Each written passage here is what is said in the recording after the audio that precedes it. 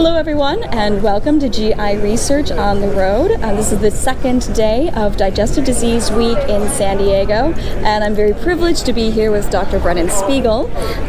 Dr. Spiegel is Director of Health Services Research and the Director of the Center for Outcomes Research and Education at Cedars-Sinai, where he works with a very multidisciplinary team to investigate how digital health technologies can improve patient outcomes.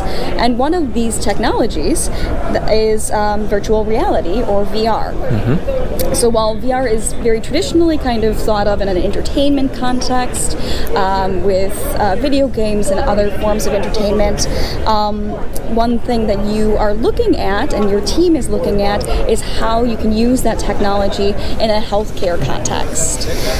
So we're really excited to learn a little bit more about the uses of VR, especially with abdominal pain, mm-hmm. since that is something that you've actively worked on. Mm-hmm. So just to kind of start out, could you tell us a little bit about how the idea of using VR in the medical field first came about? Yeah, actually, so when people think of virtual reality, first of all, what is virtual reality? You know, virtual reality is a technology that generally involves wearing sort of a headset. Mm-hmm. So you may have seen these people with these big blocky headsets on. And what happens when you're in it is wherever you look is what you see. So if you move your head around, just like I'm moving my head around now, I can see this environment. But what virtual reality does is it replaces your actual environment with some virtual alternative world. So when people think of VR, they usually think of kids playing, you know, first-person shooter games in their parents' basement or something like that. And it is definitely for gaming and entertainment, but over the past 20 plus years, actually, goes pretty far back, there's been scientists all around the world studying the way virtual reality can interface with the brain and how it can affect the brain and the body, and how it could be used for good. And so it's been mainly a science that's been kind of locked away in these elite laboratories around the world, but in the last few years we've got access to consumer grade, really high quality, relatively inexpensive VR headsets. So now what we're able to do is take all that science and bring it to the front lines of healthcare, into the clinical trenches where patients actually are. And we've been doing that now for several years and have managed over 3,000 people with virtual reality. Wow, that's amazing. I didn't realize it extended that far back. Yeah. So then how does VR actually reduce pain?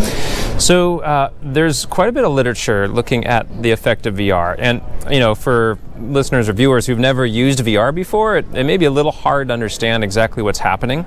It's kind of like, I imagine, like space travel. Like you can try and imagine what it's like, but until you feel zero gravity, you don't really know what that's like. VR is kind of the same. Until you've experienced it firsthand, it's sort of difficult to understand just what it does. And it turns out our brains are not designed to live in two realities at once. We live in one reality at a time. And, you know, throughout all of our evolution, we've never had to live in two realities at once. It's some strange notion, right? But what VR does is it replaces a new reality. So what the brain does is it just assumes it's real. Even though intellectually you know, oh, I'm sitting in a chair, I'm not on a beach, your brain says, no, I'm actually on a beach. Right. So in terms of pain management, it turns out VR does probably three different things. The first is pretty straightforward. It's this idea of basically distraction. So we're only able to keep track of so much information at once. Like right now, as we're talking, I'm guessing neither of us is thinking about the pressure of the chair holding up our bottom. It's just not something our brain is attuned to, or how many times we've blinked in the last minute. Now, if we needed to focus on that, we could, but it would then be really hard to talk about VR. So that just points out that we have a limited ability to perceive. So think about something like pain, where our mind can focus on that pain. But if the brain is sort of overwhelmed with this sort of photonic Trojan horse of information that gets through the eyes and into the brain and blows us up in hopefully a good way, the brain literally can't keep track of all that information and the pain at the same time. And what people often realize is after they go through an experience, they come out and they say, how's the pain? They're like, what pain? Oh my God, I forgot that I had it. And that alone just demonstrates the power of the mind to affect the body. Mm-hmm. So the first mechanism, big question, so I'm going to give you a long answer.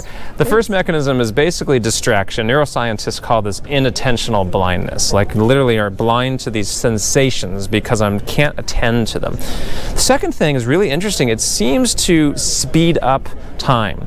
So, for example, there's been a couple studies now looking at VR during childbirth, which is clearly I've not been through it, but I imagine a very painful experience, a natural experience, but painful nonetheless. And in fact, it's a visceral pain model, visceral abdominal pain. I mean, it's uterine contractions, and that's a very overwhelming experience, I understand. There's been now a couple randomized controlled trials of using VR during labor and compared to no VR, and it actually has reduced not only the amount of pain, but the perception of the duration of labor.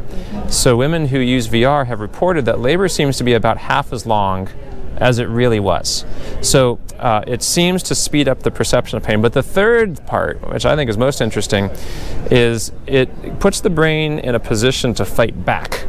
What I mean by that is we don't just have pain washing into our brain all day. We can fight back and stop that pain from coming up the spinal cord. We can send signals down the brain. It's called descending inhibitory pathways, and close these gates that are kind of in our spinal column, and literally they're virtual gates that shut and the pain can't get up into the brain, and VR puts the brain in a position to fight back and close those gates so the pain can't come up into the brain. So long answer to your question, but that's the basic science behind it. Yeah, no, and that's so, you might think that, okay, I put the headset on, my pain is dampened. As soon as I take the headset off, then I'm feeling it. So that's not necessarily the Not case. Always. Now, of course, it's not a magic cure and doesn't necessarily help everybody, but when it works, not only does it work during the experience, but after the headset has been taken off. It's almost like, at least temporarily, the brain has been inoculated for some period of time against pain. Now, people say, oh, well, the pain's going to come back eventually. And I think, well, how's that any different from opioids? Sure. Okay, so I know a lot of people really do need opioids, and we can talk about opioids probably in a different context, but it's not as if one opioid takes care of your pain forever. So it's a lot to ask of VR to cure pain, but it definitely can keep pain away. For some people, after one treatment, they realize, oh my God, I didn't realize I had this power within me. And it's the same power that Buddhist monks achieve with 10,000 hours of meditation practice, but rather than having to go to Tibet and practice meditation, you literally can learn these skills very quickly in VR, and it's almost like a shortcut to hack your brain into understanding its capabilities. That's really fascinating. And for the patient audience that we're speaking to, pain is a very real part of a lot of GI illnesses. Right. And so is VR effective for visceral pain as well as other types of pain, or does it have variations in that? I know you spoke to the... Yeah, it's a great question, and obviously visceral pain and somatic pain, which is more joint pain and bodily pains, are different and are processed in different ways. But at the end of the day, the pain arrives at the brain, and the brain experiences the pain, and the brain can fight back against both types of pain with these sort of descending inhibitory pathways. So it turns out in our experience, VR works for both somatic and visceral pain. Now, I did mention the childbirth experience, and that's very much a visceral pain model, quite an extreme one in terms of the sensory experience of that. And VR, if it can work there, one might imagine it can help other types of visceral pain as well. So we have used it with irritable bowel syndrome, and actually use it quite often, and I've seen some really profound responses. I saw a patient in the hospital recently with what appeared to be functional abdominal pain, and she had had a number of tests, like probably a lot of your listeners or viewers here had a CT scan and had endoscopy tests, and everything was normal, it was negative. And the doctors say, well, I don't know what's wrong, but we're going to call this functional GI pain. Well, this is sort of what happened with this woman. She was admitted to the hospital, very significant pain, and they called me in to see if the VR could help, and I wasn't sure, but we used it. And we put her underwater, but in a positive way. We always ask, are you afraid of water? And she was swimming with dolphins. And you're now surrounded by dolphins. You hear the dolphins. There's beautiful music and interacting and just looking at these dolphins, which is a totally unexpected experience when you're in a hospital. And after about 4 minutes of just silence and experiencing it, she said to me, I think I know what's causing this pain. And I said, really? What do you think's going on? And she said, I think it's my brother. I said, really? She said, yeah, my brother had stomach cancer and he died. He died of gastric cancer. And I think I have cancer too, and I think I'm going to die like he did. And it was like so profound. And I said, well, we've done an endoscopy and we've looked in your stomach and you don't have cancer in your stomach. I mean, we've seen it. She said, I know that. I know you've said that, but for some reason, I just haven't been willing to accept that. I haven't been willing to hear that. But somehow these dolphins are telling me I need to recognize that I don't have cancer. I need to move on. So it was really profound, and not everyone's going to have that particular story. And I'm not saying all abdominal pain's in the mind either. I want to be careful about that. But in that case, the VR put her brain in a different point of view. And she was able to sort things out that she couldn't. She said a year on the couch, she told me, would not have gotten me to this point of view. In 4 minutes. Yeah. With the VR. Right. In that visualization, are there particular kinds of visualizations that you do use as part of your portfolio? Yeah, so if VR is a therapy, we need a VR pharmacy. And we've been thinking about that, how to build a VR pharmacy. And there's, in the amount of time we have today, not near enough time to go into how we're doing that and all the different shelves of that pharmacy. Because there's different treatments evolving, and some of them are going through FDA for clearance as digiceuticals. And there are FDA cleared virtual immersive therapeutics right now. So there's a whole interesting discussion about that, but we use a library and we right now it's a little bit of pick and choose, a little bit of sort of understanding the patient's main concerns, main issues, also understanding what they like, what they don't like. And we also have to think about, there are side effects, like we have triggered panic attacks using VR. It's very rare, but we have to think about some of these things. Some people do have an unusual response to VR. They feel out of their body. They feel like depersonalized, derealized, it's called.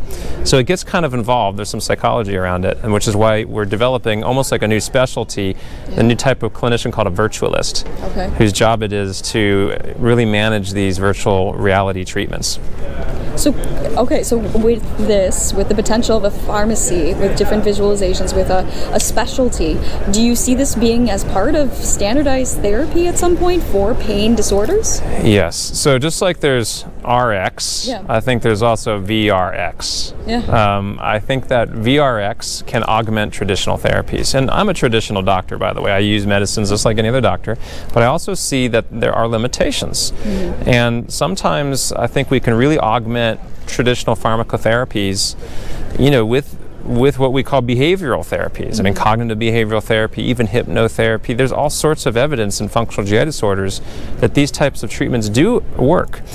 And by the way, it's not like, as I said before, this is all in the brain. That's a really old concept from the mid-1600s, that the brain and the body are separate. René Descartes said that. And it turns out he was wrong. It turns out the body is an extracranial extension of our brain. Our brain comes right out of our skull and goes right into the rest of us. And it's one continuous system. All the sensory apparatus, all the senses we have, and the senses inside our body and on the surface of our body goes straight up into our brain, and they are communicating constantly. So it turns out VR can manipulate the body, not just the brain. It actually changes physiology inside the body, and that physiology feeds right back into the brain, and then there's a cycle that if we tap into it can absolutely improve health outcomes. And it's not voodoo science at all. This is just what we know about modern neuroscience. That's so fascinating. It's incredible to think that can actually create physiological changes. For sure. Absolutely does. And there's really good evidence now that if VR is used with biofeedback, so there's really interesting research using VR, not just for abdominal pain, but for anxiety, depression, phobias, post-traumatic stress disorder, very profound evidence signals that it's effective. And you use like a biosensor that measures heart rate or heart rate variability, which is a kind of a measure of stress a little bit. And we can actually use those sensors to change what's happening in the headset. So you can literally will your way up a waterfall with your brain. Just sit there at the bottom of a waterfall, and your goal is to get to the top. In order to get there, you have to relax your body. And as you relax your body and literally change the physiology in your body, that information gets fed back into the headset, and you start to rise your way up a waterfall, for example. And there are many other examples like that. So that is truly a mind-body intervention using modern, technology. Yeah, that's so fascinating. So with that, then for people who have had that traditional experience of the pharmacologics, including opioids, is there a potential to kind of wean off and use this to help with their pain without all of the side effects? I know we said we wouldn't go into opioids. No, but it's a really important question. And, there's a lot of research, and we're working on this right now to see if VR can help reduce opioid exposure. And, I know and I expect, in fact, some of your viewers may very well be using opioids for abdominal pain or other types of pain. And it's a really complicated problem, because it's very easy to stigmatize people using opioids and say you shouldn't be on it and it's bad for you. And it's a company, it's called Applied VR. They're in Los Angeles. Again, I don't work for them either, although we have worked with them in research. And they have a website. You can order their stuff directly from them, and they're going through the FDA. And I think they've done the most work to actually validate their programs. But there are so many others. There's VR Health and about 30 or 40 other companies right now. Okay, so there's this huge potential for anyone to be able to potentially utilize the great benefits of this. Right. Well, that's such a fascinating area, and I'm really looking forward to seeing more of what's to come here. Yeah, we're really excited. We'll see in 5 or 10 years if this becomes a specialty unto itself within medicine, immersive therapeutics, if we're really going to have a virtualist doctor who has a clinic. I know people are asking me more and more, where's your clinic that I can go to? And I see patients, and I do use VR in my clinic, but we're not set up yet even to really manage all, and we're just touching the surface here, by the way. We can use VR for stroke rehabilitation, for hypertension, for phobias, for amputated limbs, and dealing with the pain related to that. It's just expansive. So if anyone's interested in this, we have a conference every year. It's called Virtual Medicine. You can go to our website. It's virtualmedicine.org or virtualmedicine.health. And on it, we have a bunch of research studies. We have lots of videos of patients using VR, so you can sort of see more about what this is like. And we have a conference every year in March, and it's been sold out every year. Walt Disney Company was actually one of our big sponsors this year, because they're looking at using VR in pediatric hospitals, interestingly. Okay. So all of the lectures are recorded and available there if you want to learn more about all this. And we have patients who come every year, and we have a patient panel, which is the highlight of our conference every year, is hearing the patients talk about their experiences using VR. That's so exciting. And is that usually with at Cedars-Sinai? It's been at Cedar, and it will continue to be Cedars-Sinai until we grow out of it, which we've already expanded all the way to the walls. But we think actually it's very important to have this conference in a hospital rather than some convention center, because we feel that it's important to keep patients front and center in discussing this, because a lot of the people that come into this field are coming from Silicon Valley or coming from entertainment, and they maybe don't have any experience with patients, but they know a lot about gaming and computer design, and we're trying to emphasize it's all that, but let's not lose track that this is about healthcare. So we have it in our hospital every year. Great. Well, that's exciting. I know that we'll be definitely looking at that to learn more, and I want to thank you so much for sitting down with us. Thanks for having me. Bye.